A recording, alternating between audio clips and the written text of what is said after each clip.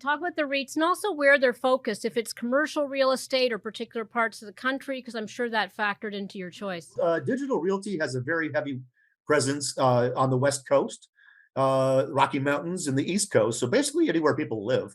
The other one from the real estate investment trusts that we recently added was National Storage Affiliates, just like the National Security Agency, NSA. No matter where you live in America these days, you're probably no more than about a 4 or 5 minute drive from about 3 or 4 self-storage facilities. I don't have one, but a lot of people do apparently. Maybe it's drugs, maybe it's people moving, maybe it's a cheap place to live. I don't know, but the sector has been strong for the past 15, 20 years. Dividend yield approaching 4% for NSA. So those three, check them out: LMT, DLR, and NSA. Those are from the Forbes Dividend Investor.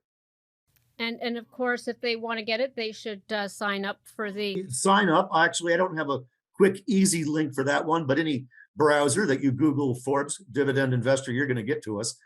But we do have a cool little URL, Forbes.com/FBI, like the Federal Bureau of Investigation, but it stands for Billionaires. Forbes Billionaire Investor. So Forbes.com/FBI, check that out. And you want to talk about some activity among billionaire investors? Because that's what we do. Yes. Where are they putting their money? Well, making their money. Week, it was reported that Paul Singer from Elliott Management, one of the, he and Carl Icahn are kind of the prototypical, not corporate raiders, but corporate shareholder activists, I guess, right?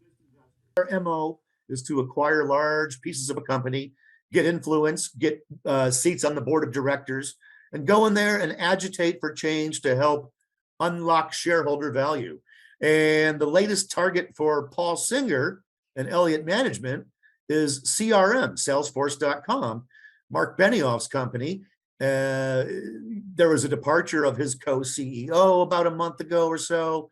That sent the stock down. They knocked down their estimates. It sent it down a little more. They fired some people.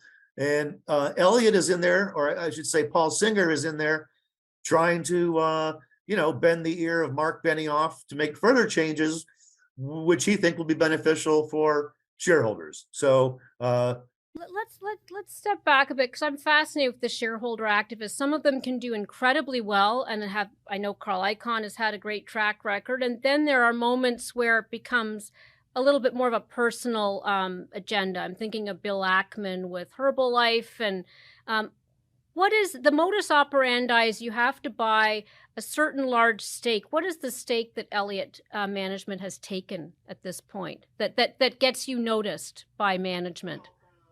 Each quarter, if you manage more than $100 million in assets, you have to report your holdings to the SEC on Form 13F.